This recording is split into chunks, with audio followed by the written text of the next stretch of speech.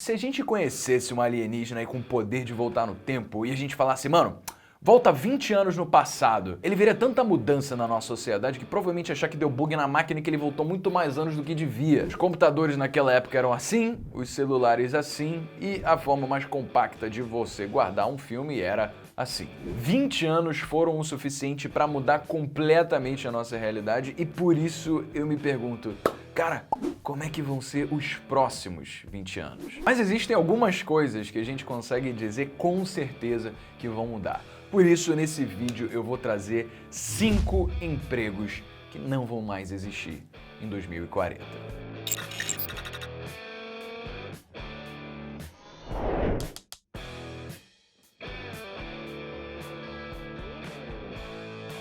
Antes de começar, já deixa o seu gostei, porque eu quero saber se esse tipo de vídeo informativo também é o tipo de conteúdo que você quer receber. E você dando gostei, se isso está ajudando na sua vida, eu vou trazer mais desse conteúdo aqui para você. Beleza? Obrigado. Número 1.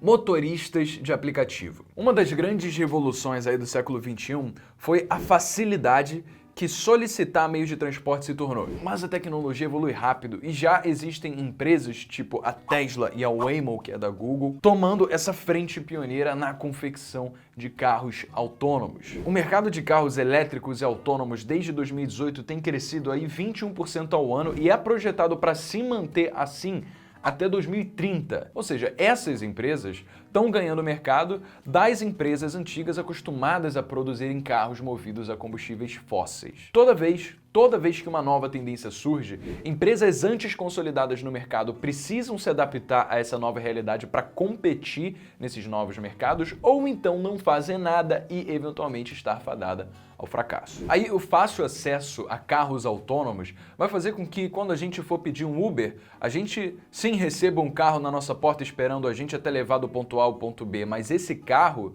não vai ter motorista. E além dele não ter motorista, ele vai ser um meio de transporte muito mais seguro do que caso tivesse, porque ele não está suscetível a cometer os mesmos erros que um humano cometeria. Isso é só o começo. Eventualmente vai acontecer a mesma coisa com ônibus, com outros meios de transporte, de forma que pegar um novo meio de transporte seja basicamente tão simples quanto você apertar o botão de um elevador. Número 2. Médicos.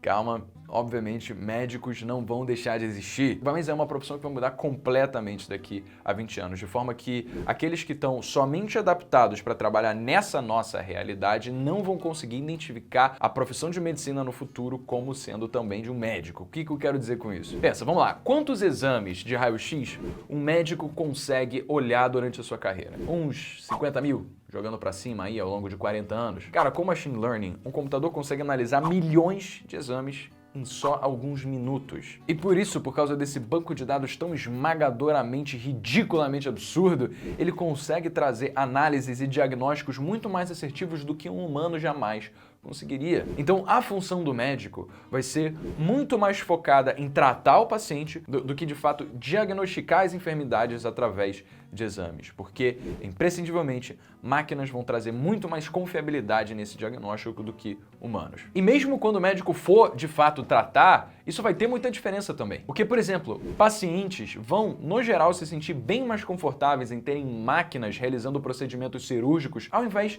de humanos, que estão suscetíveis a perder firmeza na mão, que estão suscetíveis a ficarem cansados, que estão suscetíveis a piscarem o olho, os deixando suscetíveis a erros que máquinas jamais cometeriam. Então, o mais provável de acontecer é que exista uma simbiose entre humanos e máquinas, de forma que humanos supervisionem máquinas realizando procedimentos cirúrgicos, só que não excluindo a presença humana. Portanto, médicos vão ter essa relação muito mais emocional, de contato próximo, de acolher o paciente e fazer ele se sentir bem, porque máquinas ainda dificilmente teriam esse tipo de relação com ele.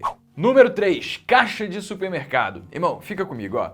Tudo que casar comodidade para o cliente e redução de custo para a empresa eventualmente vai acontecer. Pensa, para um cliente é muito mais cômodo ele entrar no supermercado, pegar as coisas que ele quer, ele mesmo pagar sem ter esse intermédio do caixa ou mesmo só simplesmente poder sair e isso ser automaticamente debitado da sua conta sem que ele nem precise se preocupar em pegar fila. E ainda, para o supermercado, o custo de manter pessoas trabalhando no caixa recorrentemente, mês após mês, é algo caro. Enquanto um sistema de sensores que notifica a central que um cliente retirou um produto da prateleira e debita automaticamente do cliente quando ele faz isso, é um custo que a empresa precisa só ter uma vez, o que garante que, eventualmente, dado o tempo necessário, o ROI, comparado a contratar outras pessoas, será positivo. A Amazon, por exemplo, já está implementando isso em Seattle, nos Estados Unidos. Ela abriu um mercado chamado Amazon Go, em que pessoas podem retirar os seus produtos ou colocar de volta nas prateleiras, que vão ter sensores acompanhando todos esses movimentos de todos os produtos, e quando a pessoa sair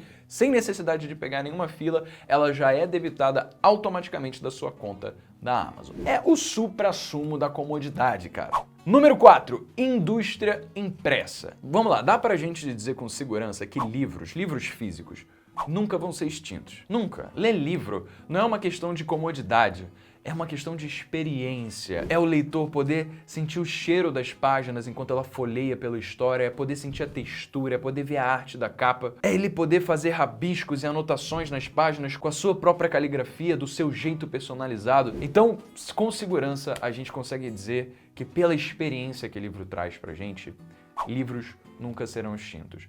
Agora, revistas e jornaleiros?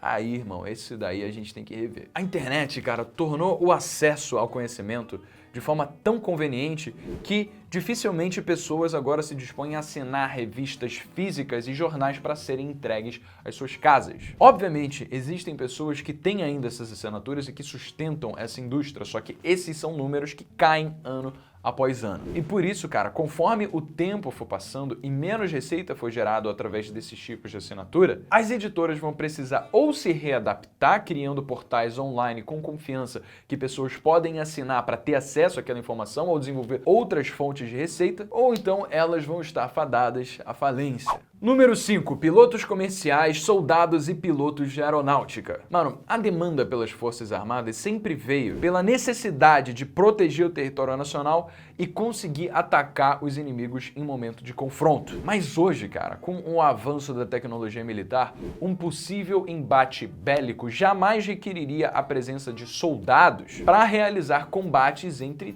dois seres humanos. Aquele tipo de guerra que a gente vê nos filmes de soldados invadindo o território inimigo com um batalhão de centenas de pessoas e trincheiras e metralhadoras, cara, não tem necessidade nenhuma disso existir mais. Se eventualmente acabar havendo a necessidade de ocorrer algum conflito bélico, os países, para guerrilharem, vão se munir de tecnologias muito mais eficientes para fazer estrago no território inimigo e que são muito mais seguras para não arriscar a vida dos seus cidadãos. Vão ser drones com bombas nucleares, mísseis pilotados por inteligência artificial ou por uma pessoa sentada confortavelmente no seu escritório de trabalho do outro lado do mundo. E naturalmente essa mesma tecnologia vai ser usada por pilotos comerciais. Hoje, num voo comercial, durante todas as horas de viagem, os pilotos eles só de fato precisam se preocupar com a decolagem e com o pouso.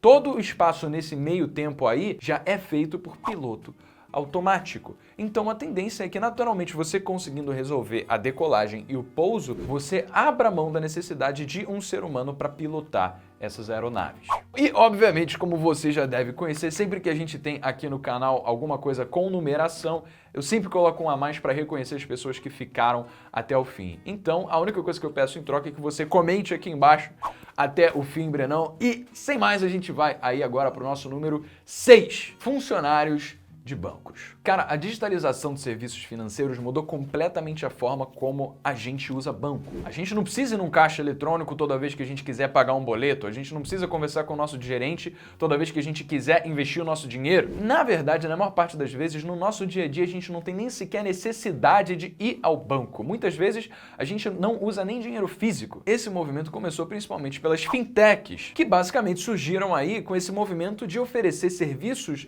antes prestados pelos bancos ineficientes, que você tem que comparecer presencialmente, chatos, burocráticos, e fizeram isso se tornar muito mais eficiente, muito mais cômodo, de muito melhor qualidade para o cliente. Ou seja, os serviços que antes os bancões obrigavam que a gente fosse até eles para resolver, agora fintechs permitindo que a gente resolvesse somente com alguns cliques no celular. E aí, alguns bancos, naturalmente, para conseguir alcançar essa diferença na perda de qualidade do serviço que eles ofereciam pelos clientes versus o que os fintechs estavam oferecendo, começaram a também oferecer serviços mais cômodos e menos burocráticos, o que criou, naturalmente, uma tendência de desbancarização. Ou seja, menos pessoas estão usando esses bancos tradicionais, menor é a necessidade de haver agentes presencialmente no banco pela falta de clientes que vão lá, porque os serviços agora podem ser prestados pelo próprio celular, o que faz que seja reduzido, então, a demanda por funcionários de atendente de guichê, call center, área de vendas e, obviamente, serviços técnicos. Por outro lado,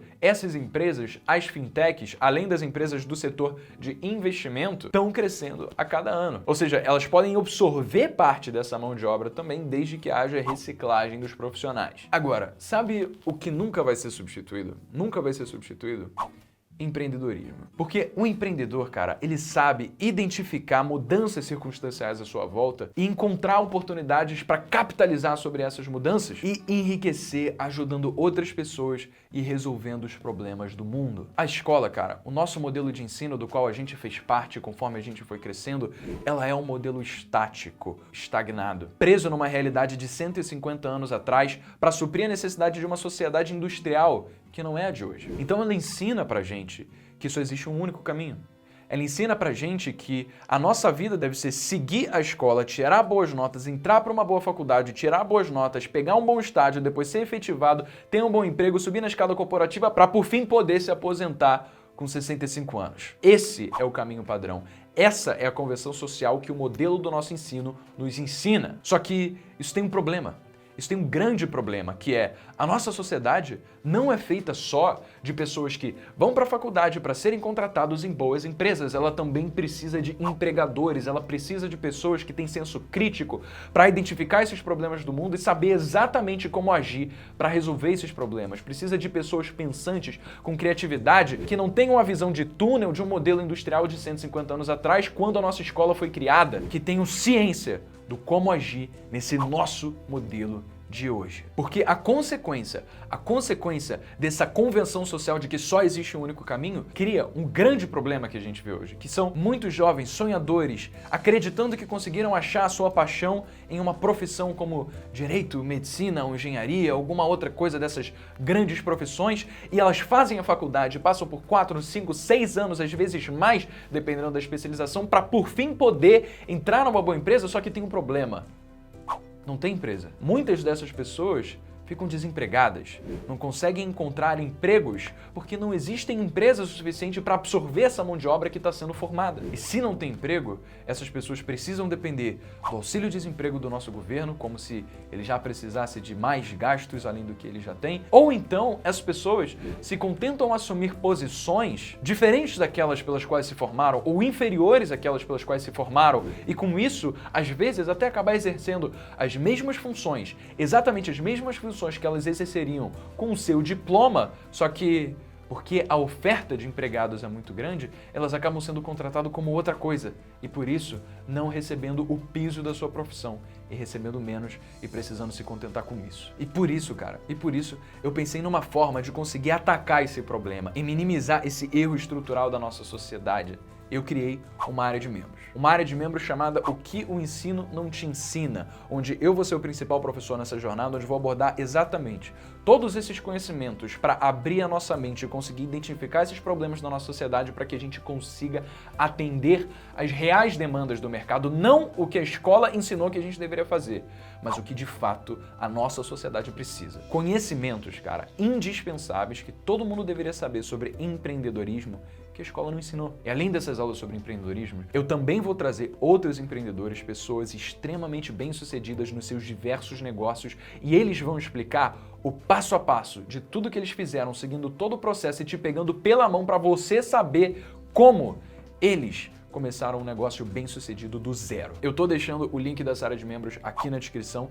Eu tô muito feliz com essa nova iniciativa aqui dos jovens. Eu sinceramente acredito que vai agregar ao mundo e ajudar muita gente, porque é essa a missão que eu tenho aqui, cara. Eu quero ajudar. O Will Smith disse, se o que a gente está fazendo não ajuda outras pessoas, então a gente está perdendo nosso tempo.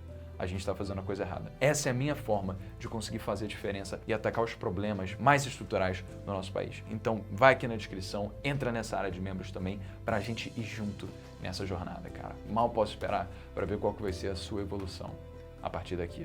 Então, se esse vídeo te ajudou, cara, de qualquer forma que seja, deixa o seu gostei, de novo, ajuda demais o canal, se inscreve, ativa as notificações também, aquele sininho aqui embaixo para você receber os próximos vídeos. Comenta aqui embaixo, tamo junto, Brenão. Clica no link da área de membros para você entender toda a grandeza do que a gente está falando e do quanto isso pode mudar na sua vida e na sociedade, principalmente na sociedade à nossa volta, que tem tantos problemas, que tanto precisa de ajuda e que só a gente pode fazer alguma coisa para mudar. Sem mais, eu fico por aqui. Beijo enorme para você, jovem. Meu nome é Breno Perrucho. Esse é o Jovens de Negócios.